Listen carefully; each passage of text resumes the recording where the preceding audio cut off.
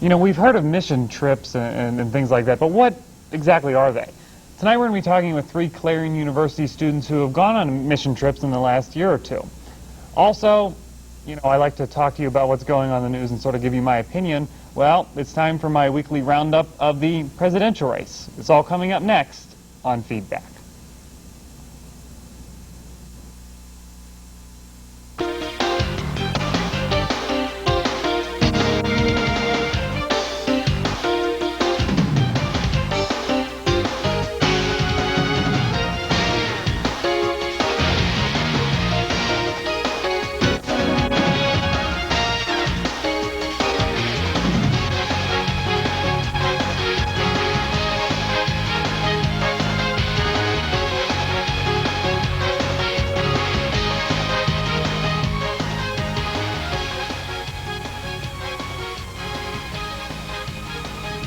As I said tonight on Feedback, we're going to be talking with 3 Clarion University students who have gone on mission trips in the last year or two to some interesting places, to Italy, to Mexico, and to Costa Rica. So it should be kind of interesting. You might have seen the article about them in Thursday's Clarion Call. Very interesting. But let's talk about some things on the home front maybe here. It's the presidential election. It is everywhere. That's all you're hearing about. It's the front page of the papers. It's all over the newscast because we're like 40 or some days away at this point, I think, maybe in the 50s. But we're not that far away from it, coming up here in November. And so I promise every week that at least one night I'm going to talk to you about it and give you sort of my opinion on what's going on and pass along some opinions of others that I've read, which is what I'm going to do tonight. I'm going to talk to you about a column written by Stephen Hess in USA Today on Monday. But before I do that, I just want to read you, I thought this was so funny. This is in Monday's USA Today as well. USA Today has this, like, the election line. It's just a little news briefs. It's slugged, "A Final Wish," and here is what it says. In Canton, Ohio, a newspaper obituary for James Fett, 71, asked people to remember him by doing what he couldn't do. The last line of the obituary in the repository read, quote, "In lieu of flowers, vote Bush." So George W. Bush is now out there courting the dead vote. So I think it should be "in lieu of flowers, vote shrub." I think, you know, the whole garden theme kind of fits in there. I think that's a little cuter. But I thought that was kind of funny. Thought you might enjoy that. Pass that along for you. But also in Monday's paper, there was an article by Stephen Hess, actually his column, talking about the coverage we're getting of these candidates now. Now, what have you been hearing about in the last few months? Okay, well, we've heard about the debate over debates. What are the debates going to be? That's all it seems we've been talking about. We hear a lot about, you know, Bush comes out with a plan for prescription drugs and Medicare, and so does Gore to kind of rebut it, but we don't necessarily get all the details of it. In fact, I was watching a press conference. Al Gore's Medicare plan, I think it was, he came out with, was like 74 pages long. Who of us is going to sit there and read through the whole plan and really probably be able to understand the whole plan? There's also been a lot of talk about the character of these 2 candidates. As you may know, a few weeks ago, George W. Bush called a reporter from the New York Times a word that rhymes with glass bowls, which I can't say on the air, but you can probably figure out what it was. So they've been talking a lot about character, and as you probably know, I don't think George W. Bush's character is suited to be in the White House. Not that I always think Al Gore is the best person for the job. I think I'm voting for him because he's the lesser of 2 evils. But I don't think George W. Bush is the right person. But anyway, Stephen Hess was talking about, you know, we're not really getting substantial reporting of this. He brought up a few interesting points. Let me just read these to you. Number 1, he says, the new president, whoever it will be, will make 600 Senate-confirmed appointments to his cabinet and sub-cabinet. Those are the people who are going to be running the country. You know, obviously, you know, George W. Bush, if he gets it, hope not, but if he gets it, he will be the figurehead of the country. But there are so many people under him, so many advisors. The same thing for Al Gore, who really run a lot of the departments of the country. Who are these candidates going to nominate? I'm sure, you know, we can guess some of the people that they have around them now are probably going to be in there, but we don't know that. I think that's a very valid question to ask. Also, Stephen Hess brings up that ever since Franklin Roosevelt's presidency, there's been a lot of talk about what happens in the first 100 days of a candidate's presidency. And why aren't we talking about that? Let's find out what these candidates want to go in and do as soon as they're elected into the office. I think the media is not covering this very well. You know, I check our faxes here at the TV station every day, and I'd say I get at least 10 pages of faxes from the George W. Bush campaign, talking points sent out to the media, sent out to the political pundits out there.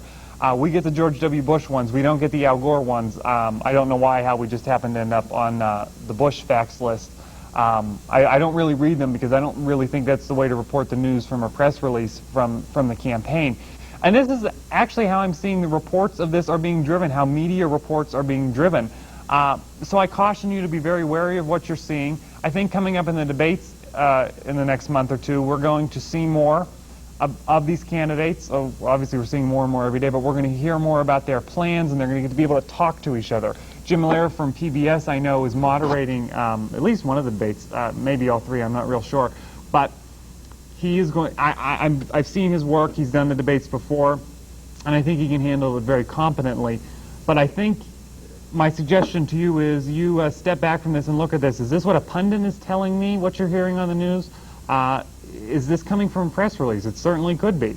Is it something that I should really be listening to? And watch the debates. Although I read in the paper that NBC and Fox will not be televising at least one of the debates because of a baseball game that's on. That is more important. They said that's actually in the contract, they have to air the game. So that shows you what's more important in this country, doesn't it?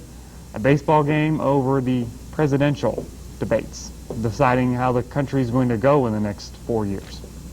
So that's my weekly talk to you from the pulpit here, I guess, of about what's going on in the presidential race. But we're going to take a break now. When we come back, we're going to be talking with 3 students here from Clarion University who've gone on mission trips in the last year. It should prove to be a very enlightening conversation. Stay with us. We'll be back with that after this.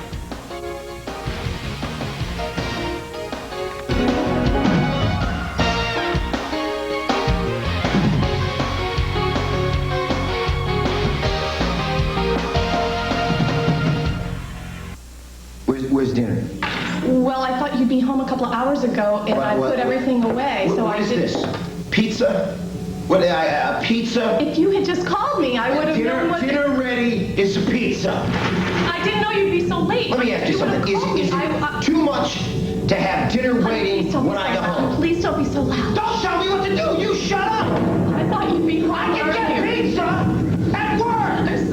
I'm sorry. Yeah, I'll do something better. I'll fix you something else. Better. Let go of me! Get in the kitchen! No! Well, it hurts! Do you want to see what hurts? That's what hurts! That's what hurts! Now get up and clean up this mess! Shut up! I'll be quiet. Oh, please.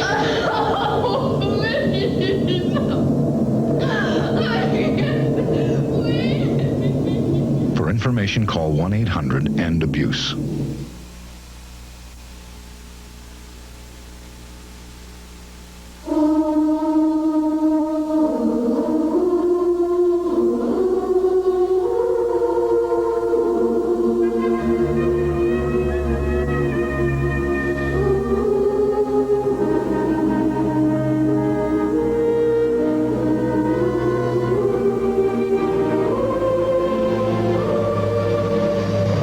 Maybe you have what it takes to be one of us. The few, the proud, and the reeds.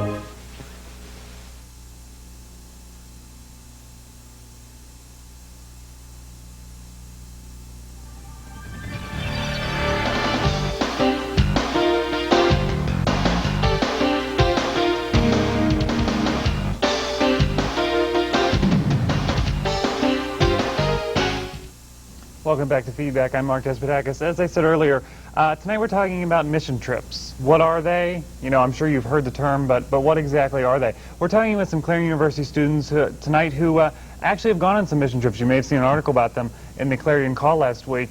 Joining us tonight is Allie Ray, Kaylee Seven, and Trish Gurdon. Thank you guys for joining us. I appreciate it. You're welcome. Let me just throw out the question here.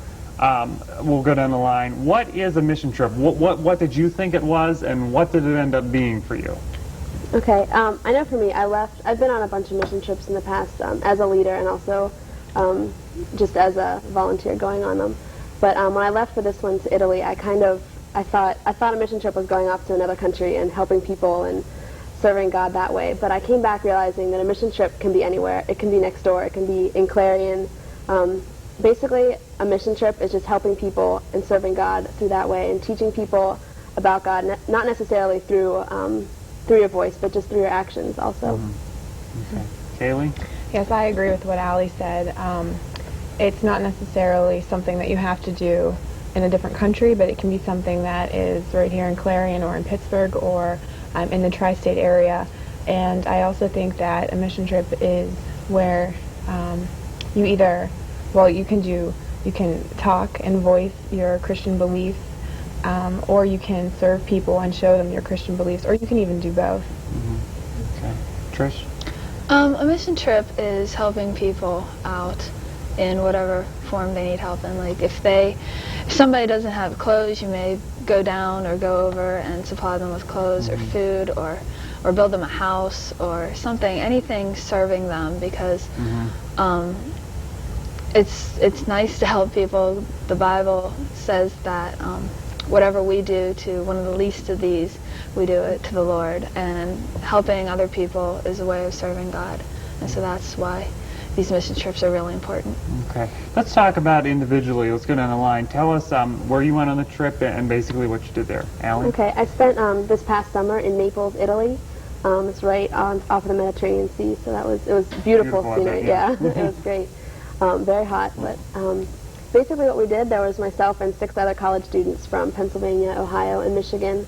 And we worked in a center, and we played with the kids during the day, and we would also do yard work and a lot of manual labor, just painting and building parts of houses.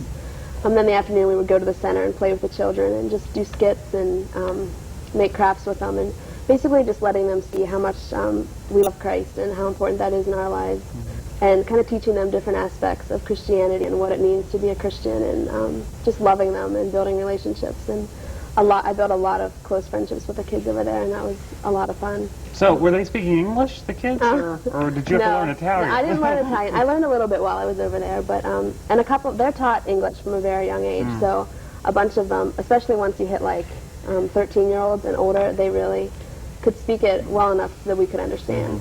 So that was helpful. But by the end, after 6 weeks, we were picking up the language. Well, that's So good. yeah, so that helped. So you got language out of this too, right? Yeah, I don't remember much now, but Kaylee, tell us about your trip. Like Allie, I've been on several mission trips, and this past summer I went to Costa Rica in July for 11 days, and it was their winter there, so we didn't get tons and tons of sun or nice weather, but it was a great time. We have a sister church, meaning that I go to a church in Pittsburgh that has an affiliation with them.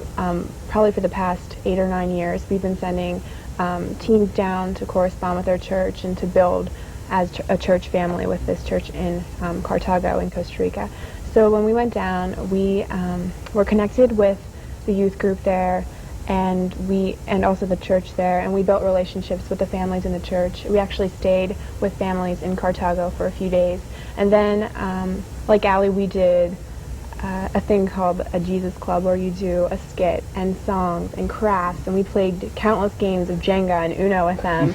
And then we took the kids that we met, with parental permission of course, and some teens from the local area, to a retreat center, and it was about 4 hours away from actual Cartago, and we set up a retreat facility for them, which entailed of more relational building activities, games, skits, songs, and there was a Bible lesson every day which presented the Christian beliefs through the Bible. And I think I'm sure that they can tell you there's not enough words to describe what you go through, so it was wonderful.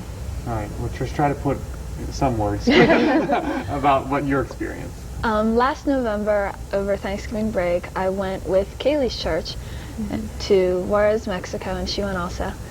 And it was a week or so time of various activities. We went to 2 orphanages and spent 2 or 3 days there during the day.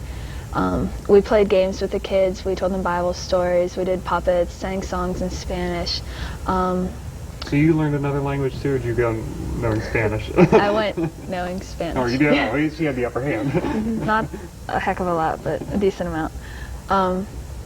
And we had a Thanksgiving time on Thursday. Our Thanksgiving, of course, it's not theirs in Mexico, but we told them about Thanksgiving, and we served them hot dogs, macaroni, and cheese for Thanksgiving dinner, and it was the best Thanksgiving dinner I've ever eaten.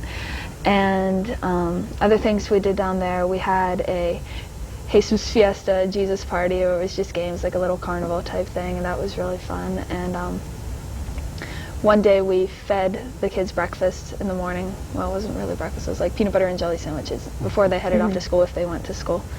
So it was good times. What ages are we talking about each of you were dealing with? I dealt with 2-year-olds to 25-year-olds. Oh. So, yeah, and even some of their parents. So we were. Oh, really? We dealt with a lot of different ages. I'm the same. Same, and what about in the next? Whereas it was, at the orphanages, it was probably about 4 up to, what did we say? Probably 12. Like 12 or so.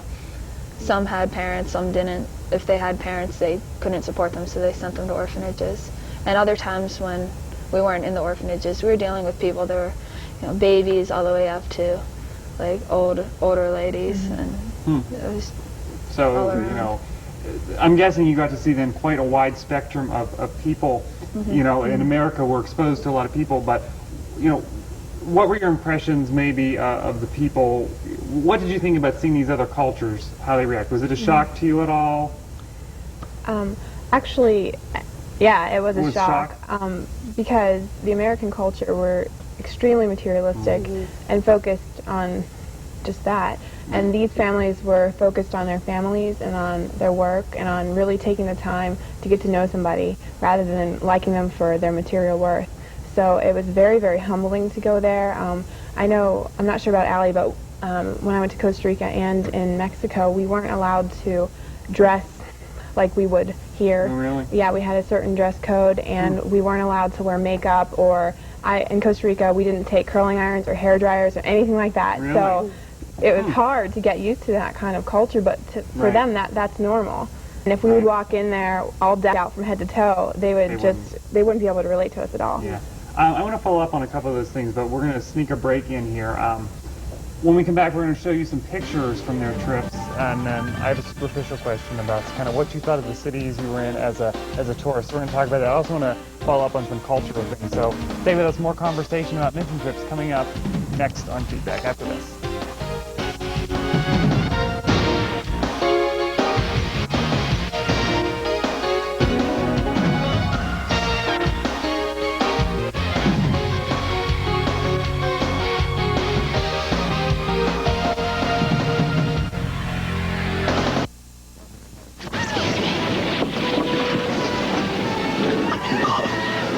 Hey kid, boyfriend wants to know if that girl will go out with him. Pass it down.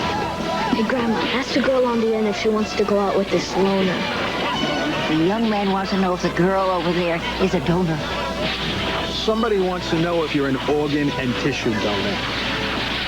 Yes. Hey, me too. Are you a donor? Make sure your family knows your decision so there's no question later. It may not look like it, but you're watching the future of the Earth pass by. Because many of these products are made from materials you've been recycling. But to keep recycling working, you need to buy products that say, made from recycled materials. For all those next in line, it would mean the world to them.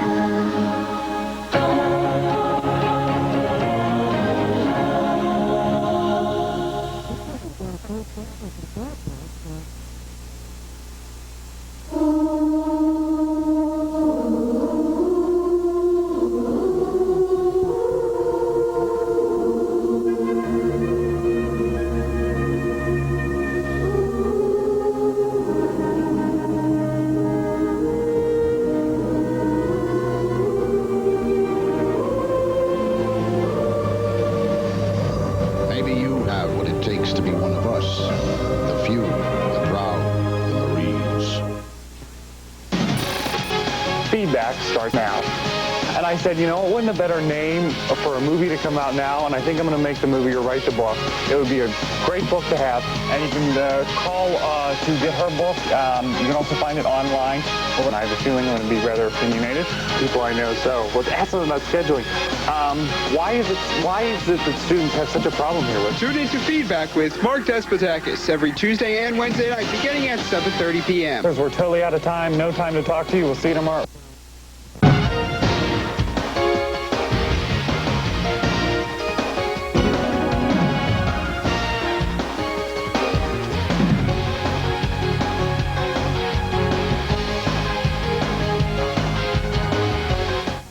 And welcome back to Feedback. I'm Mark Despotakis. We've been talking about mission trips and what they are and the fun you can have on them. We have some pictures to share with you now from these ladies' trips.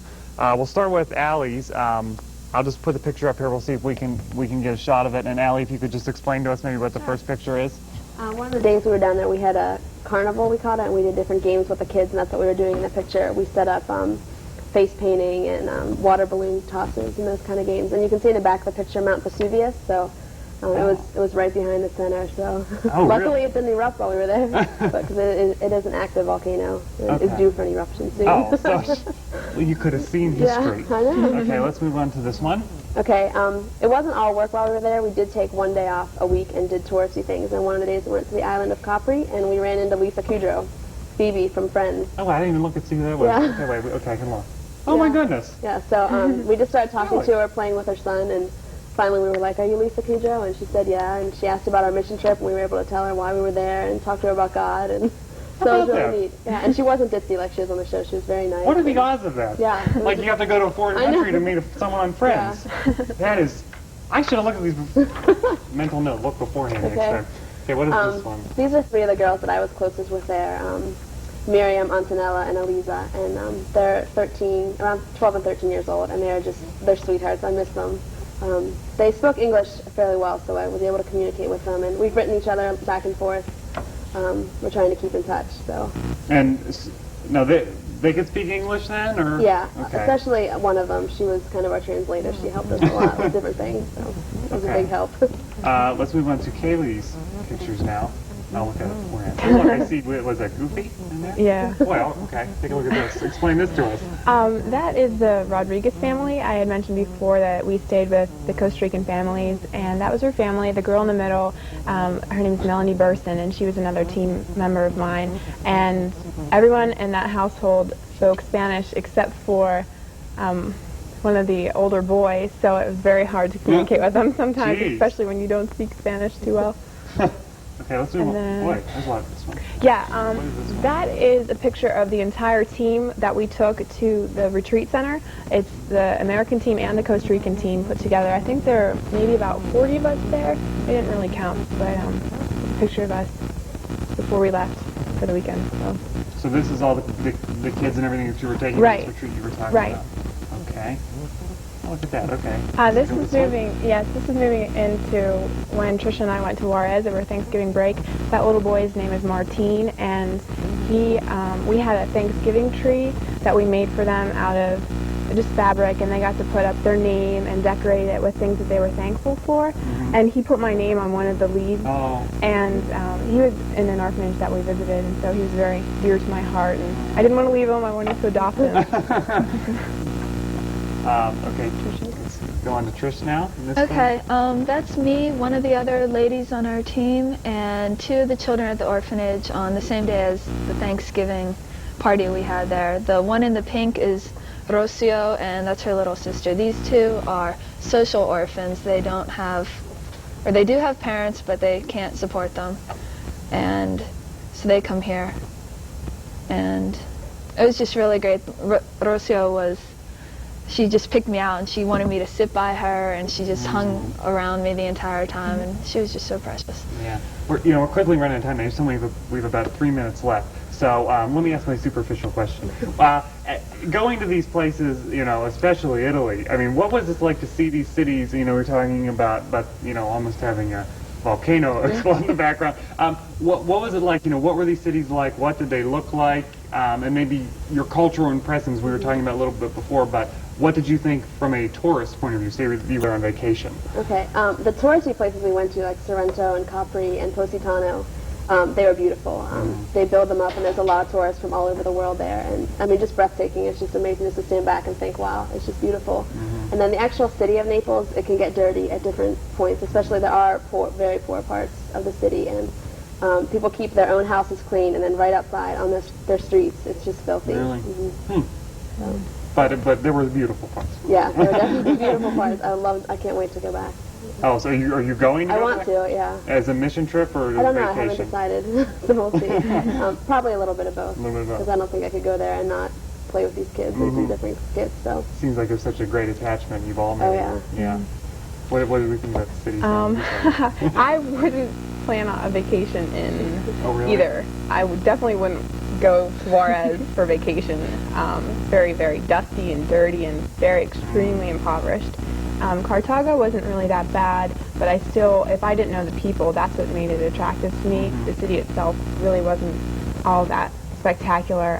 The retreat center that we did go to, though, was on one of the beaches, and it was beautiful.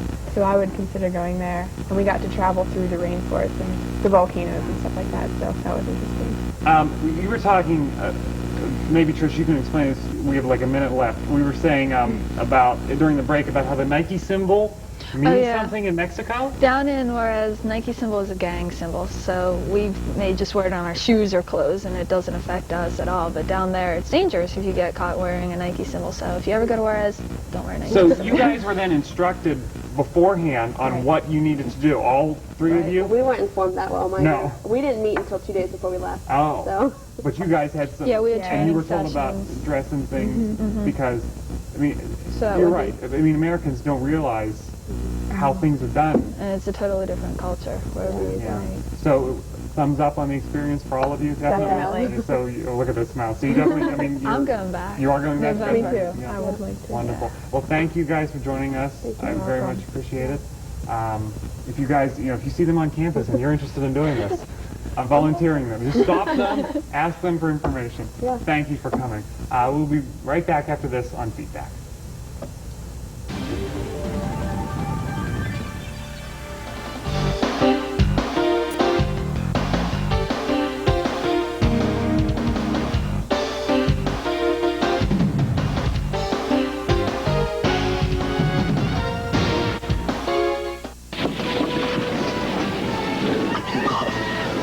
Hey, kid, boyfriend wants to know if that girl will go out with him. Pass it down. Hey, Grandma, ask the girl on the end if she wants to go out with this loner. The young man wants to know if the girl over there is a donor.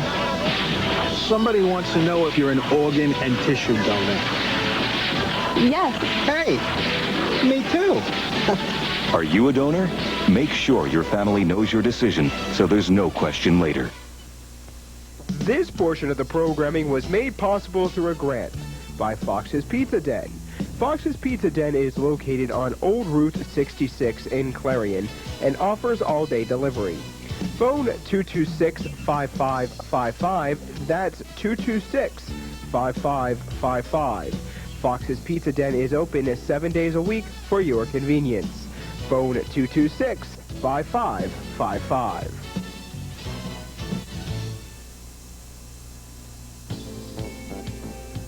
This portion of the programming was made possible through a grant by the Carpet Barn.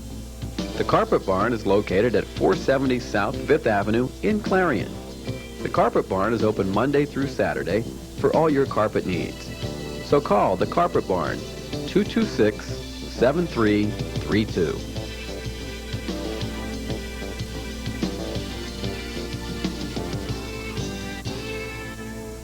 Standing out from the crowd is easy when you stop in at Fashion Bug, located in the Clarion Mall. Whether you're looking for junior trendy, girls, or fashion for women, they have it all with many different styles. With our newly expanded shoe and accessory department, you're surely to find that special touch to enhance that new outfit. And if you have a fashion question, our experts are here to help. That's Fashion Bug, located in the Clarion Mall, just off Exit 9 of Interstate 80. Open Monday through Saturday, 10 a.m. till 9 p.m. Sunday from noon till 5.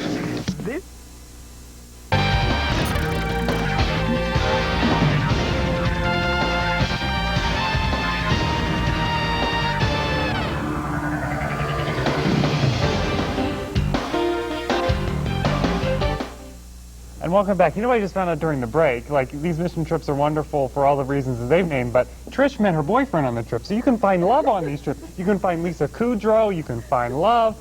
What more? I mean, we don't need to sell this anymore tonight. I think we've sold it. Anyway, once again, I want to thank these ladies for joining us tonight. It was very interesting and informative. Next Tuesday night, we will not be on Borough Council. We'll be on starting at 7 o'clock here on TV5. And then make sure you tune in on Wednesday. It's a big show. I'm very excited about this show.